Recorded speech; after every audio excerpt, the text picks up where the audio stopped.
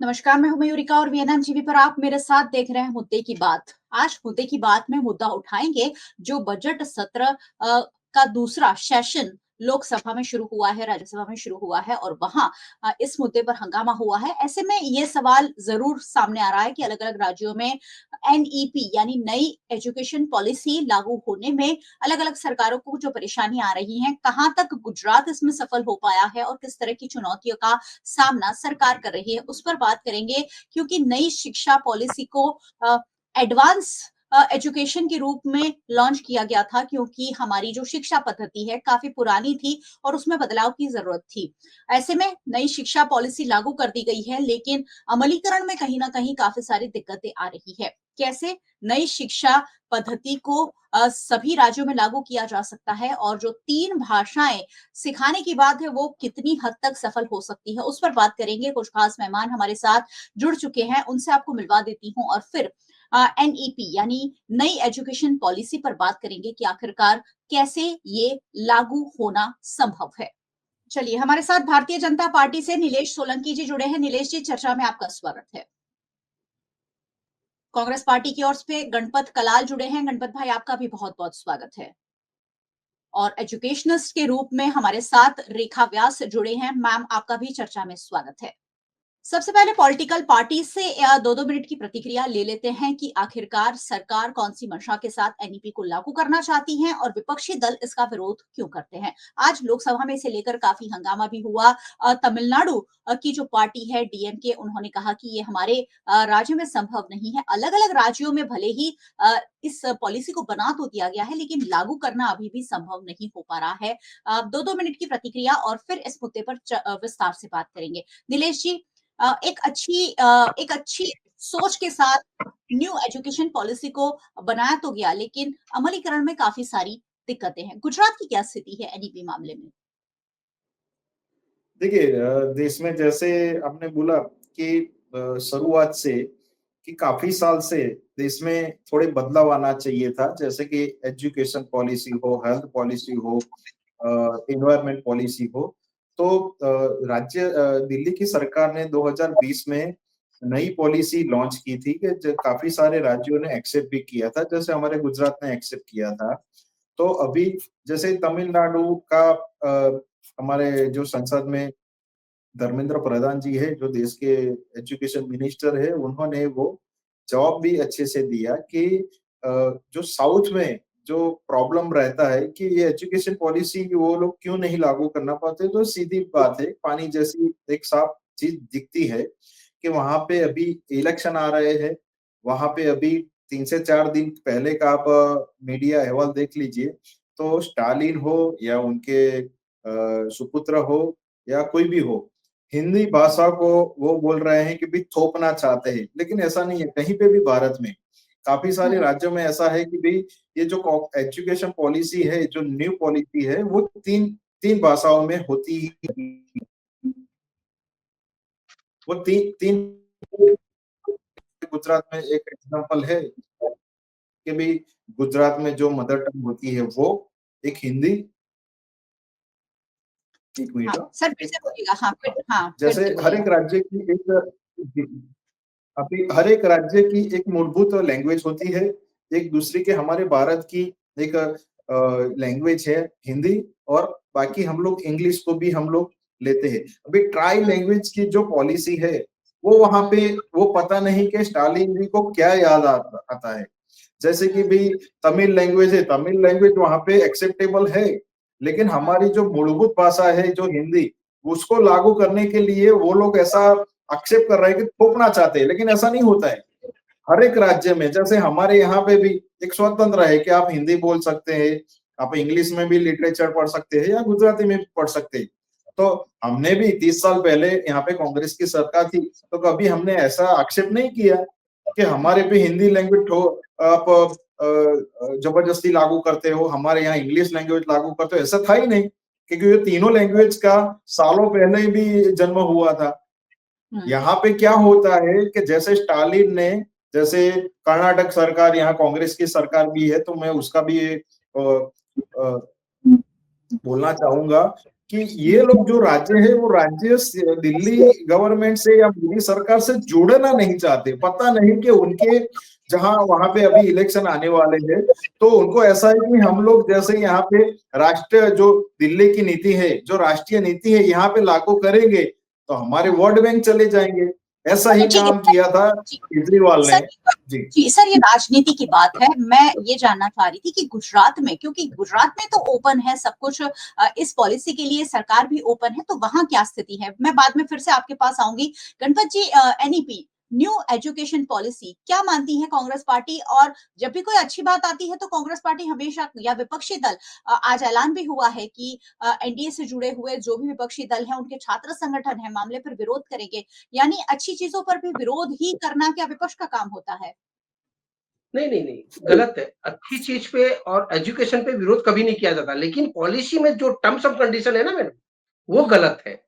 जो इन्होंने पॉलिसी बनाई 2020 के अंदर, वो पॉलिसी में इन्होंने कहीं न कहीं बहुत सारी डिफिकल्टी खड़ी की है, क्योंकि आने वाले इलेक्शन है। हमारी मातृभाषा नो डाउट हिंदी, हिंदी से पहले संस्कृत हुआ करती। पहले गुरुकुल चलते थे और गुरुकुल में सही शिक्षा मिलती थी। आज के ज़माने में सही शिक्षा मिलनी मुश्किल है इनके राज्य में। आज एक भी गुरुकुल नहीं चल रहा है, गुजरात क्या इंडिया के अंदर कहीं भी।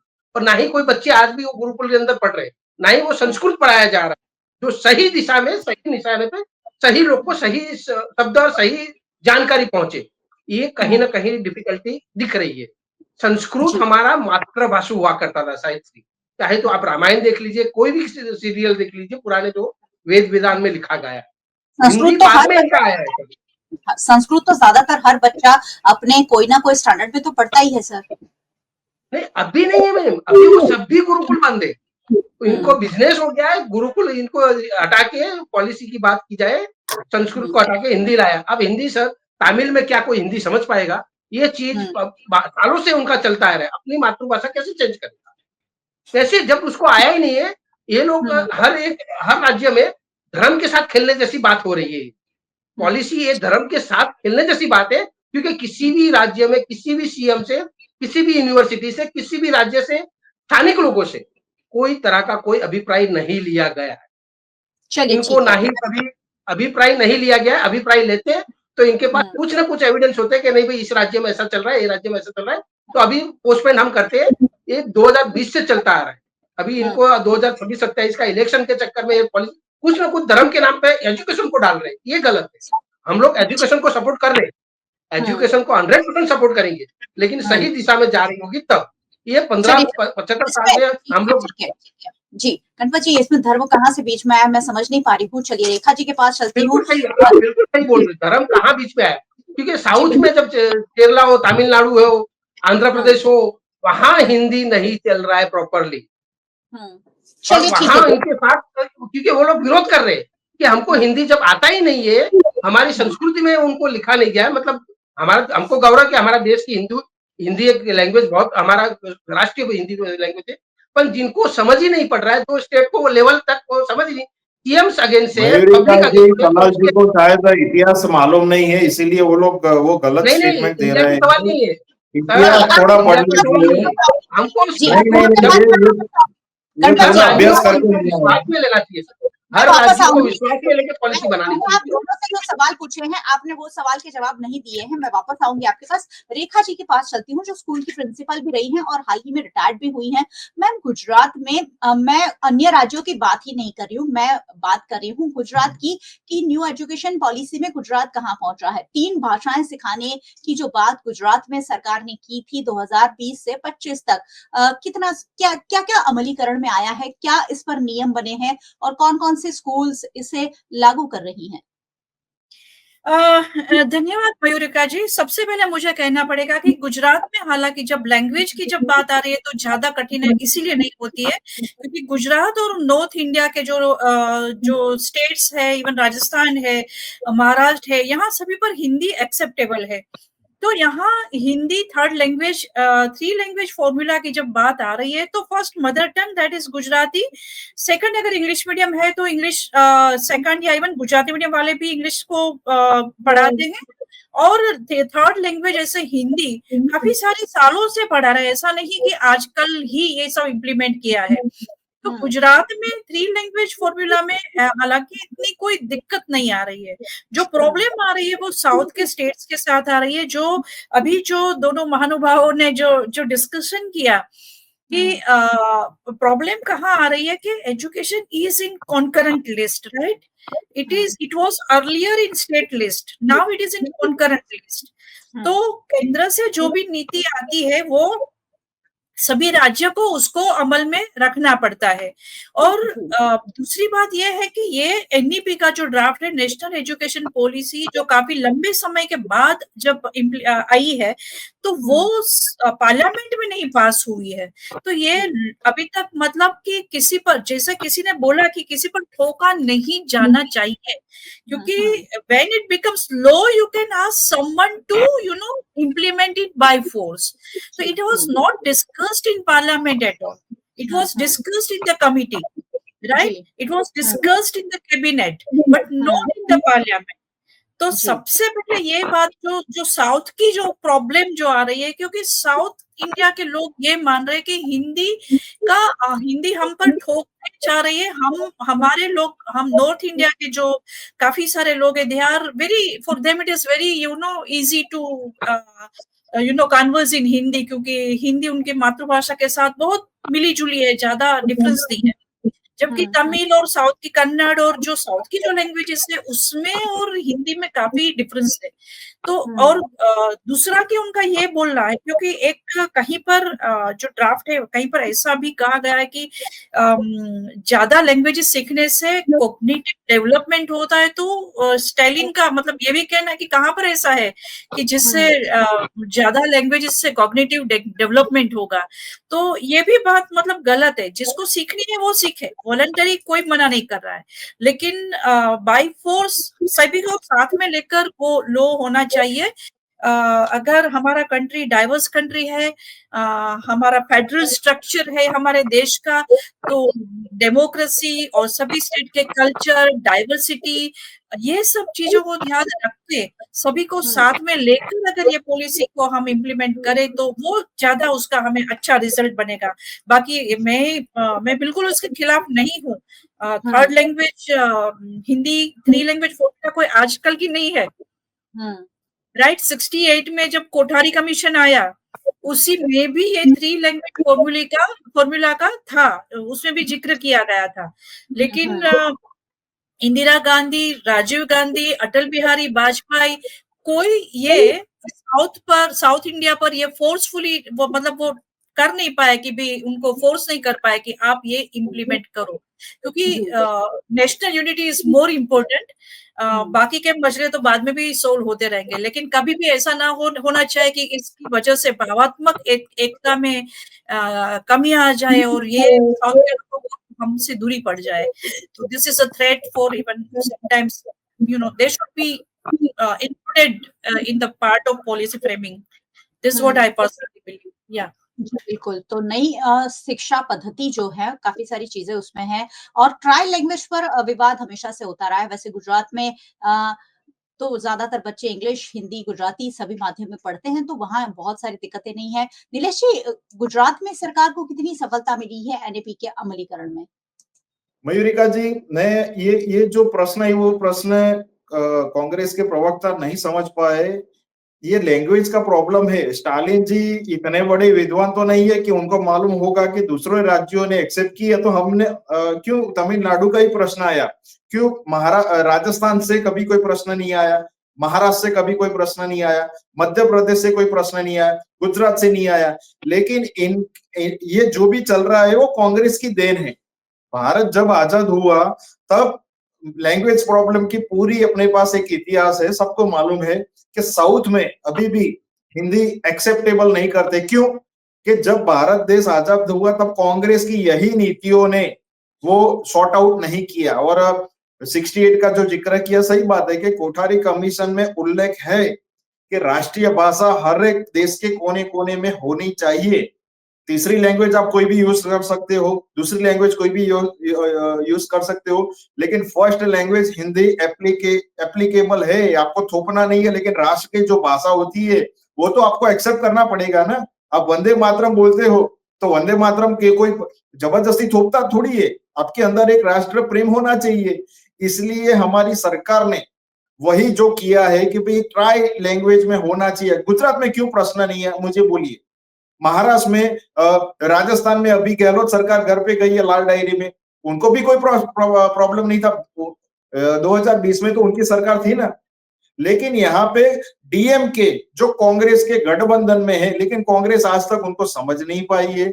ये इंदिरा गांधी जी की देन बोले या गांधी परिवार की देन बोले, हिंदी लैंग्वेज के लिए पूरा यहाँ पे प्रॉब्लम चल रहा है। दूसरा मैं आपको बोलता हूँ कि कर्नाटक सरकार ने भी थोड़ा 2 कदम आगे बढ़ा दिया। वहां पे जो बजट आया 3-4 दिन पहले, वहां पे भी जो मुस्लिम जो ज्ञाति थे उनको 4%, जो संविधान से अलग 4% अनामत दे दिया। वहां पे भी जो इमाम होते हैं, अब पूरे भारत में इमाम, अब हमारे गुजरात में कभी पुजारी को कोई गवर्नमेंट देता है, सैलरी नहीं देता है, वहां पे 6,000 बढ़ा दिया। तो जैसे कर्नाटक है, तमिलनाडु है, ये कांग्रेस की देन है कि वहां पे अलग ज्ञातियों को भारत के विरोध, भारत के जो नीति होती है उनके विरोध दिल्ली सरकार जो एप्लीकेबल करती है वो नहीं करना है। उनको बस उतना है कि हमारा राष्ट्र ही भारत में एक ही राष्ट्र है, हमारा राज्य ही भारत में एक ही राज्य है। और स्टालिन जी को मालूम हो गया है कि अगले समय में इलेक्शन आने वाला है, इसलिए वो इलेक्शन हारने की कगार पे है। इसीलिए वो तमिलनाडु के जो नागरिक है उनको आगे करके वो एक गलत कार्ड यूज कर रहे हैं। एजुकेशन पॉलिसी की तो यहाँ कोई बात ही नहीं है, लेकिन जो राजकारण खेलना चाहते हैं, धर्मेंद्र प्रधान जी ने सीधी बात में बोला है कि ट्राई लैंग्वेज हर एक राज्य में है। आपको कभी मालूम हुआ किसी और राज्य से कोई प्रॉब्लम हुआ है? दूसरा कि गुरुकुल की जो कलाल जी ने बात की, तो गुरुकुल होता था, लेकिन नए जनरेशन में अगर शीला दीक्षित जी ने जो काम किया था 15 साल, अच्छा काम किया, हम एक्सेप्ट करते हैं। लेकिन वो काम क्यों नहीं किया तो केजरीवाल सरकार को आपको खोना पड़ा, केजरीवाल सरकार को आपको गवर्नमेंट देना पड़ा।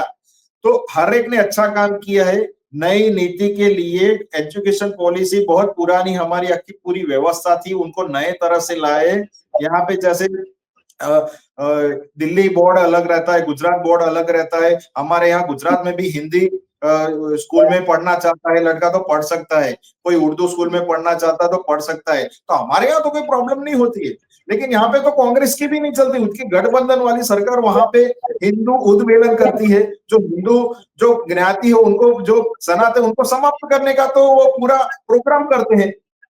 अगर सीएम के जो लड़के हैं उनको भी वो सनातन के भी मलेरिया बोलते हैं।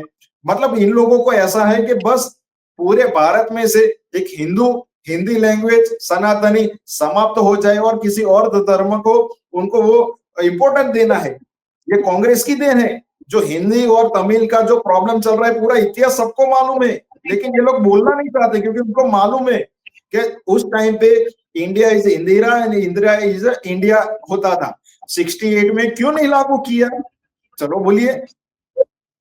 हम लोग कहीं पे भी जाते हैं तो हमारी पहली लैंग्वेज हिंदी होती है, फिर ऐसा लगता है कि भाई तो इंग्लिश यूज करते हैं। तो कहीं पे भी भारत के कोने कोने में जाओ, आप कश्मीर से कन्याकुमारी जाओ, हिंदी लैंग्वेज यूज होता है।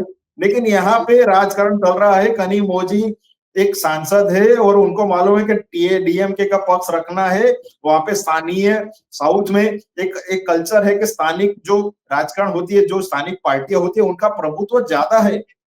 हमको भी प्रॉब्लम होता है जब हम लोग जाते हैं तो वहां पे ट्रांसलेशन लेना पड़ता है, क्योंकि हम लोग अभी भी वो लैंग्वेज को फर्स्ट, वो वहां पे जो तमिल है, तेलुगु है, मलयालम है, कन्नड़ है, उनको फर्स्ट लैंग्वेज में यूज करते हैं, सेकंड में इंग्लिश यूज करते हैं, तीसरा की हिंदी तो वहां पे कोई जानता नहीं है। तो ये पूरा जो बोलते हैं बोया है, वो कांग्रेस ने, गांधी परिवार ने बोया है। और आज पूरे भारत में संसद में ये प्रश्न उठा है और उनकी जो जिम्मेदारी है कि ये प्रश्न सॉल्व करना चाहिए था, लेकिन नहीं, वो लोग खुद राजकारण के शिकार थे। राजकारण करना था, एक गांधी परिवार को एक वर्चस्व जमाना था, इसीलिए देश के कोने में क्या तकलीफ थी कोई नहीं समझ पाया। क्यों आज वो हिंदी लैंग्वेज क्यों नहीं लागू करेंगे? देश के संविधान के विरोध में थोड़ी जाएंगे आप। जी, ये बड़े दुख की बात है कि शिक्षा के नाम पर राजनीति करती हैं हमारी पॉलिटिकल पार्टीज, चाहे भारतीय जनता पार्टी की बात हो, चाहे कांग्रेस पार्टी या अन्य छोटे मोटे दल की बात हो, लेकिन शिक्षा के नाम पर होने वाली राजनीति देश को कहीं ना कहीं नुकसान पहुंचाती है। गणपत जी, अगर स्थानीय भाषा सिखाई जा रही है, इंग्लिश भाषा सिखाई जा रही है, हिंदी भाषा सिखाई जा रही है, उसका विरोध आखिरकार क्यों होना चाहिए? बच्चे अगर ट्राई लैंग्वेज सीखते हैं, ये बहुत बेसिक बात हो गई। आजकल तो रशियन लैंग्वेज के, फ्रांस की लैंग्वेज के क्लास बच्चे करते हैं, अलग अलग देश की भाषाएं ऑलरेडी सीख रहे हैं, तो 3 लैंग्वेज में क्या दिक्कत है अलग अलग राज्यों की अगर बात की जाए तो?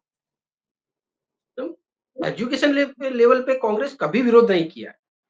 60 साल से कांग्रेस ने जो राज किया और सपोर्ट जनता का रहा गुजरात भारत देश के पॉलिसी में क्या कमी है जिससे आप लोग सरोकार नहीं रख रहे हैं, नहीं आपको पसंद आ रही वो पॉलिसी?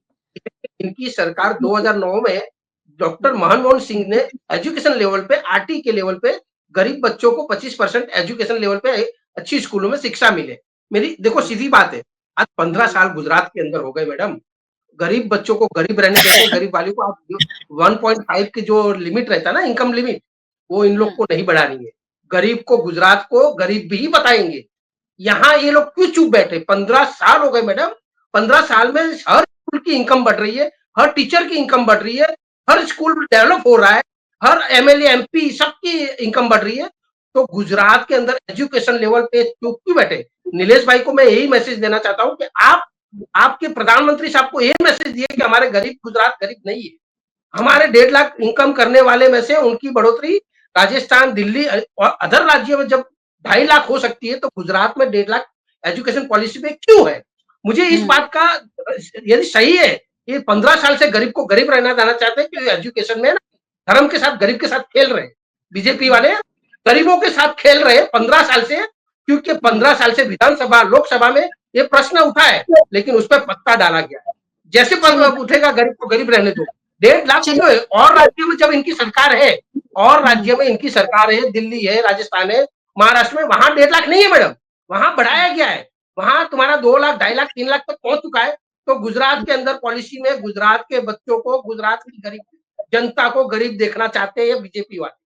ये क्यों नहीं चाहते कि 1.5 लाख की इनकम बढ़ा के 2.5 लाख, 3 लाख किया? जवाब ले लेते हैं। ये मेरा सीधा प्रश्न है, पॉलिसी से जुड़ने वाला प्रश्न है, और ये प्रश्न हमारे गुजरात की जनता सुन रही है।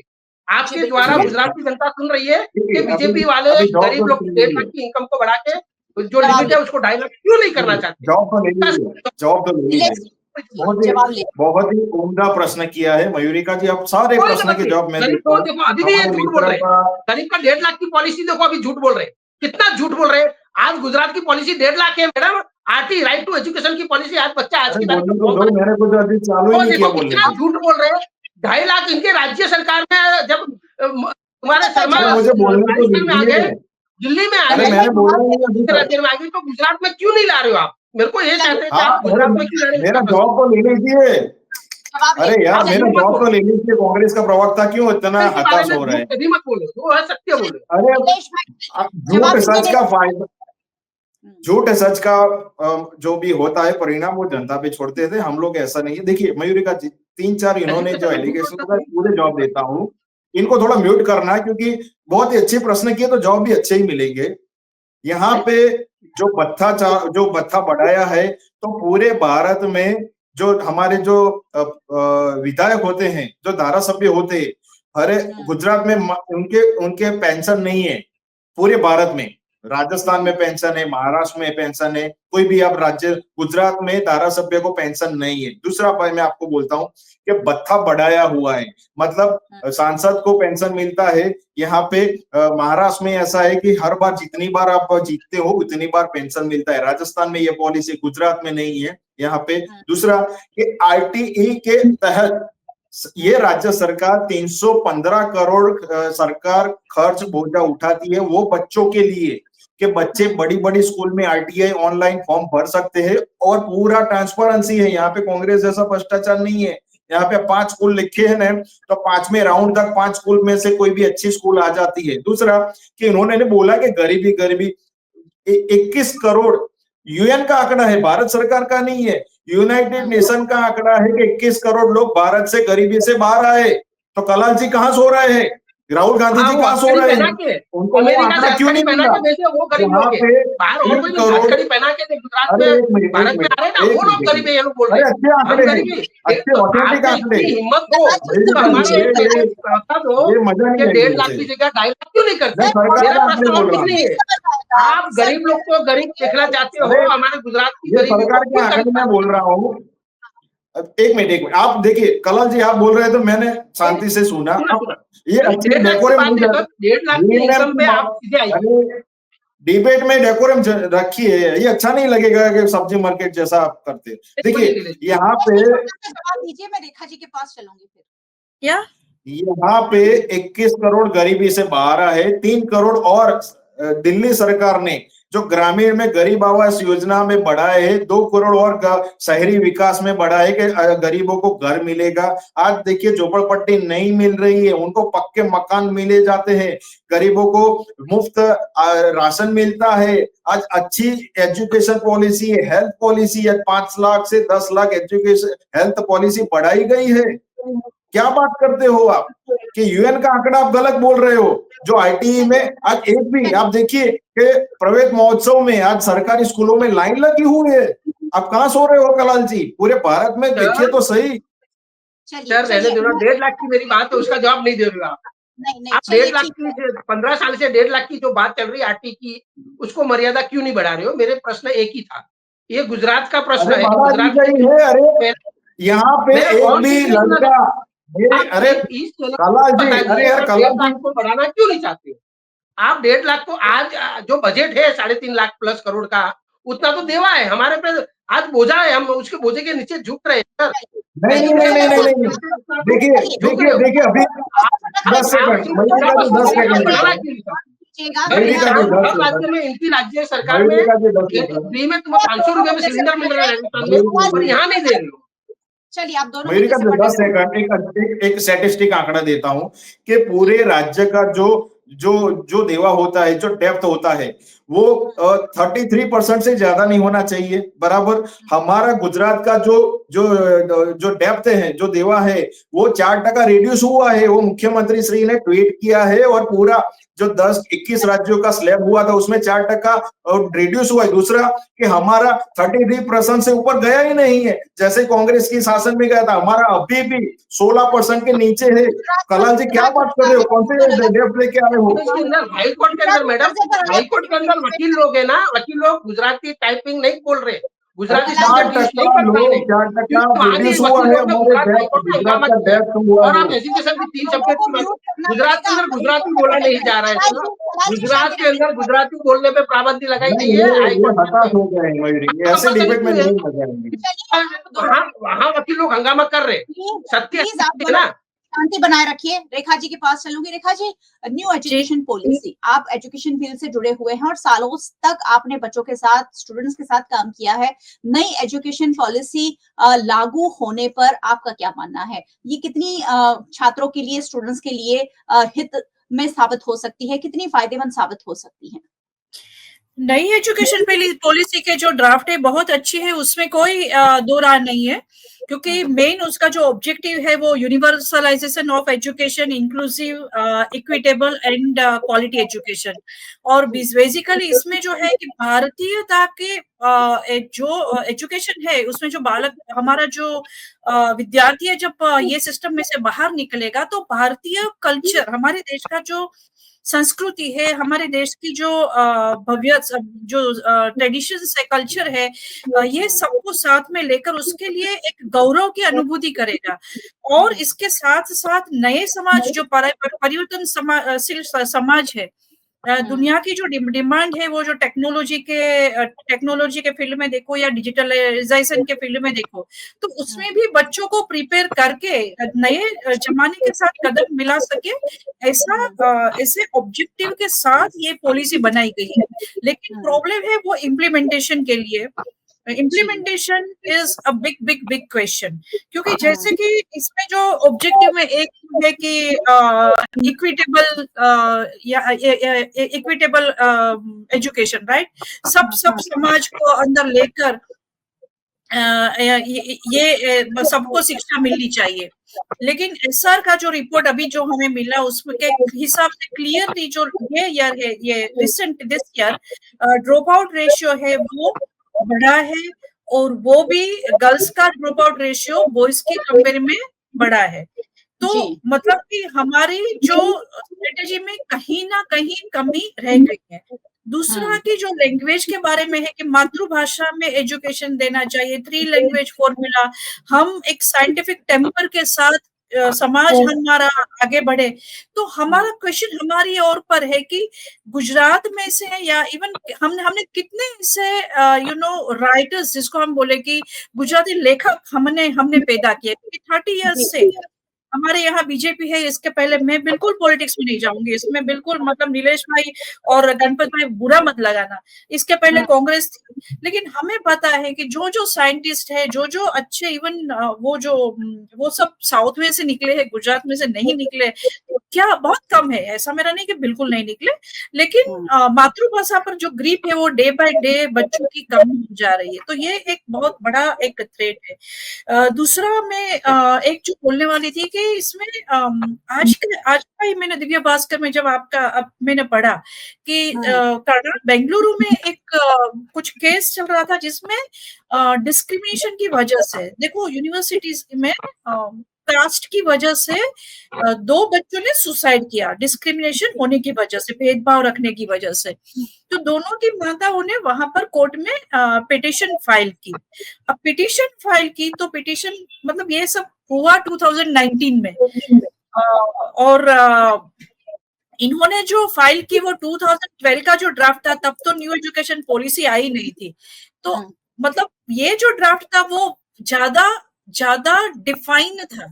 अब 2020 का जो ड्राफ्ट है जिसमें लिखा तो है कि सबको एजुकेशन मिले, इंक्लूसिव एजुकेशन मिले, सभी कास्ट को अंदर ले, लेकिन उसके लिए जो एकदम परफेक्ट जो फॉर्म जो स्ट्रेटेजी होनी चाहिए ना, उसका कहीं ना कहीं गैप है। मेरा ये नहीं, ये होना ही चाहिए, मैं बिल्कुल मानती हूँ, लेकिन कहीं ना कहीं it should be in a written form, ताकि कभी भी ऐसी घटना अगर होती है तो लोगों को जस्टिस मिले। तो ये बहुत जरूरी है। दूसरा हाँ, एक डमी स्कूल का जो इश्यू जो आजकल हो रहा है वो भी हम देख रहे हैं कि हम बोल रहे हैं कि एजुकेशन सबको मिलना चाहिए, लेकिन डमी स्कूल मतलब कि जो क्लासेस में 1 लाख 1.5 लाख 2 लाख आई थिंक पूरा जो जेई या उसकी जो प्रिपरेशन के लिए तो मेरे ख्याल से 4-5 लाख हो जाते, तो वही लोग शायद वो लोग स्कूल में भी नहीं जाते। तो हम कौन से आधार पर हमारे डेटा क्रिएट करेंगे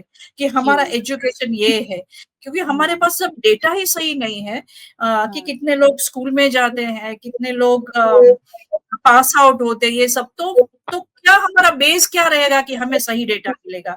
सो एनईपी ड्राफ्ट बहुत अच्छा है, मैं बिल्कुल बधाई देती हूँ, गवर्नमेंट को भी बधाई देती हूँ।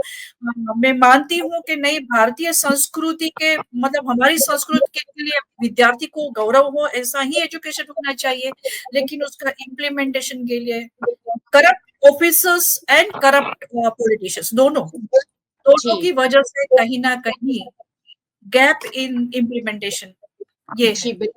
बहुत बेबाकी से रेखा जी ने अपनी बात रखी है, और मैं जो सुनना और समझना चाहती थी वो यही है कि पॉलिसी बहुत अच्छी है, लेकिन पॉलिसी का अमलीकरण नहीं हो रहा है। नहीं क्यों हो रहा है उसका जवाब भी उन्होंने दिया कि सरकारी अधिकारियों की कहीं ना कहीं कमजोरी है, या फिर जो नेता हैं जो अलग अलग विभागों में मंत्री हैं वो शायद उतना विल पावर दिखा नहीं रहे हैं, और उसकी वजह से शिक्षा नीति के अमलीकरण में दिक्कत आ रही है। गुजरात राज्य में मैं आपको एक बोलूं कि डमी स्कूल्स आप और हम सबको पता है क्या कौन सी है।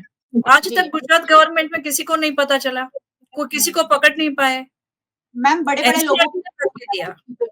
कॉन्सेप्ट स्कूल आजकल बहुत ज्यादा चर्चा में है, जो बच्चों को स्कूल से हटाकर कुछ और दुनिया में हम ले जाने की कोशिश कर रहे हैं, उस तरीके की पहल हर जगह हो रही है और सरकार इस पर लगाम नहीं लगा पा रही है। जी, तो ये बहुत बड़ा प्रश्न आने वाले समय में साबित हो सकता है। मैं नीलेश जी की जो सरकार है, भारतीय जनता पार्टी जो रूलिंग पार्टी है, केंद्र में भी है और हमारे राज्य में भी है, से एजुकेशन पॉलिसी बहुत अच्छी सोच के साथ लाई गई, उसमें बहुत अच्छे प्रावधान भी हैं, लेकिन अमलीकरण जल्द से जल्द भारतीय जनता पार्टी को करना होगा, तो ही उसका फायदा, उसका बेनिफिट मिल सकेगा। अगर एक पॉलिसी 2020 में आती है और उसका अमलीकरण 2050 में अगर हम करते हैं, तो तब तक पूरा एरा बदल जाता है, तब तक पूरी डिमांड बदल जाती है।